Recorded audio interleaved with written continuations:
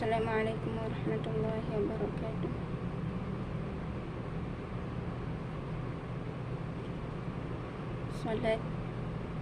Salat sunat. An Abi Hurairah radhiyallahu anhu anna Rasulullah sallallahu alaihi wasallam qala yaqidu asy-syaitanu ala qafiyati ra'si ahadikum idza huwa nama thalatha qadin yaqribu makana kulli uqadatin alayka laylun tawilun farqud fa in istayqadha fa dzakarallaha in hallat uqdatun fa in tawadda'a in hallat uqdatun fa in shalla in hallat uqaduhu fa asbaha nasyatan tayyibah an-nafsi wa illa asbaha khabitha an-nafsi kaslan. Sayyidina Abu Hurairah radhiyallahu anhu meriwayatkan bahawa Rasulullah sallallahu alaihi wasallam bersabda, syaitan membuat 3 simpulan pada ubun-ubun setiap orang daripada kamu semasa tidur. Pada setiap simpulan itu, dia meniupkan kata-kata, malam masih panjang lagi, maka tidurlah. Sekiranya dia bangun dan menyebut nama Allah SWT, maka terungkai 1 simpulan. Sekiranya dia berwuduk, maka terungkai 1 simpulan lagi. Dan apabila dia mendirikan solat tahajud, maka terbuka ke semua simpulan itu. Antara itu, pada waktu pagi, dia berada dalam keadaan cergas dan hati yang tenang dan mendapat kebaikan yang banyak. Sekiranya dia tidak melakukan demikian, maka dia dalam keadaan tidak tenang, berperasaan malas dan tidak mendapat sebarang kebaikan. Sayyidina Abu Hurairah radhiyallahu anhu meriwayatkan bahawa Rasulullah sallallahu alaihi wasallam bersabda, syaitan membuat 3 simpulan pada ubun-ubun setiap orang daripada kamu semasa tidur. Pada setiap simpulan itu, dia meniupkan kata-kata, malam masih panjang lagi, maka tidurlah. Sekiranya dia bangun dan menyebut nama Allah SWT, maka terungkai 1 simpulan. Sekiranya dia berwuduk, maka terungkai 1 simpulan lagi. Dan apabila dia mendirikan solat tahajud, maka terbuka ke semua simpulan itu. Lantaran itu, pada waktu pagi, dia berada dalam keadaan cergas dan hati yang tenang dan mendapat kebaikan yang banyak. Sekiranya dia tidak melakukan demikian, maka dia dalam keadaan tidak tenang, berperasaan malas dan tidak mendapat sebarang kebaikan. Sayyidina Abu Hurairah radhiyallahu anhu meriwayatkan bahawa Rasulullah sallallahu alaihi wasallam bersabda, syaitan membuat 3 simpulan pada ubun-ubun setiap orang daripada kamu semasa tidur. Pada setiap simpulan itu, dia meniupkan kata-kata, malam masih panjang lagi, maka tidurlah. Sekiranya dia bangun dan menyebut nama Allah SWT, maka terungkai 1 simpulan. Sekiranya dia berwuduk, maka terungkai 1 simpulan lagi. Dan apabila dia mendirikan solat tahajud, maka terbuka ke semua simpulan itu. Lantaran itu, pada waktu pagi, dia berada dalam keadaan cergas dan hati yang tenang dan mendapat kebaikan yang banyak. Sekiranya dia tidak melakukan demikian, maka dia dalam keadaan tidak tenang, berperasaan malas dan tidak mendapat sebarang kebaikan. Abu Daud dan Ibnu Majah. An Uqbah bin Amir radhiyallahu anhu yaqul, sami'tu Rasulullah sallallahu alaihi wasallam yaqul, rajulani min ummati yaqumu ahaduhuma min al-laili fayu'aliju nafsahu ila at-tuhuri wa alayhi uqadun fayatawadda'u fa idza wadda'a yadayhi in halat uqadatun wa idza wadda'a wajhahu in halat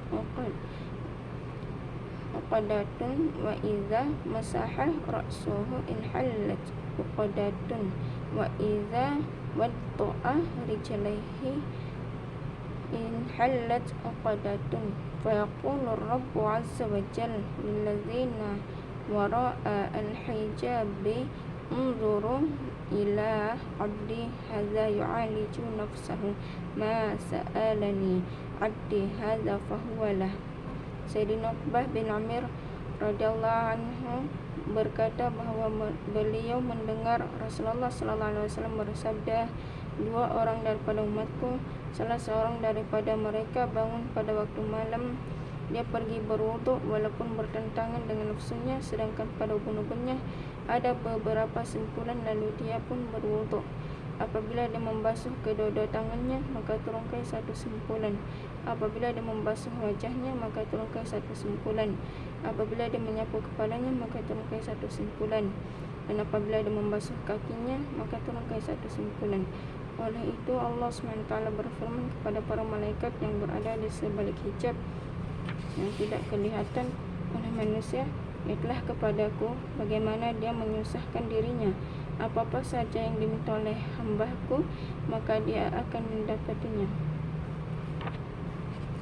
Sayyidina Uqbah bin Amir radhiyallahu anhu berkata bahwa beliau mendengar Rasulullah SAW bersabda, dua orang daripada umatku, salah seorang daripada mereka bangun pada waktu malam, dia pergi berwudu walaupun bertentangan dengan nafsunya, sedangkan pada ubun-ubunnya ada beberapa simpulan, lalu dia pun berwudu. Apabila dia membasuh kedua-dua tangannya, maka terungkai satu simpulan. Apabila dia membasuh wajahnya, maka terungkai satu simpulan. Apabila dia menyapu kepalanya, maka terungkai satu simpulan. Dan apabila dia membasuh kakinya, maka terungkai satu simpulan. Oleh itu Allah SWT berfirman kepada para malaikat yang berada di sebalik hijab yang tidak kelihatan oleh manusia, lihatlah kepada hamba-Ku bagaimana dia menyusahkan dirinya. Apa-apa sahaja yang diminta oleh hamba-Ku, maka dia akan mendapatinya. Sayyidina Uqbah bin Amir radhiyallahu anhu berkata bahwa beliau mendengar Rasulullah SAW bersabda, dua orang daripada umatku, salah seorang daripada mereka bangun pada waktu malam, dia pergi berwudu walaupun bertentangan dengan nafsunya, sedangkan pada ubun-ubunnya ada beberapa simpulan, lalu dia pun berwudu. Apabila dia membasuh kedua-dua tangannya, maka terungkai satu simpulan. Apabila dia membasuh wajahnya, maka terungkai satu simpulan. Apabila dia menyapu kepalanya, maka terungkai satu simpulan. Dan apabila dia membasuh kakinya, maka terungkai satu simpulan. Oleh itu Allah SWT berfirman kepada para malaikat yang berada di sebalik hijab yang tidak kelihatan oleh manusia, lihatlah kepada hamba-Ku bagaimana dia menyusahkan dirinya. Apa-apa sahaja yang diminta oleh hamba-Ku, maka dia akan mendapatinya. Musnad Ahmad dan Fathur Rabbani. Baik, supaya kita tidak berasa malas di waktu pagi selepas subuh, kita kena lakukan satu aktiviti dengan cara kita membaca Al-Quran, berzikir, zikir pagi, mengemas rumah,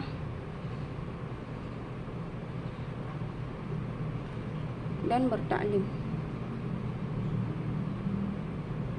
Jikalau kita tak melakukan apa-apa selepas waktu subuh, kita akan berasa malas, lalu kita akan tidur.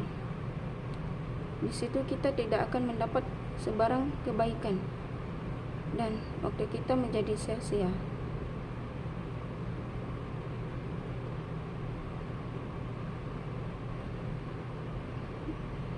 Di asrama kita lihat sendiri kawan kita yang lain, bila mana mereka menyanyiakan masa mereka dengan tidur selepas waktu subuh. Alangkah ruginya sekiranya kita mengabaikan masa emas untuk kita mendapatkan rezeki yang Allah beri pada waktu selepas subuh.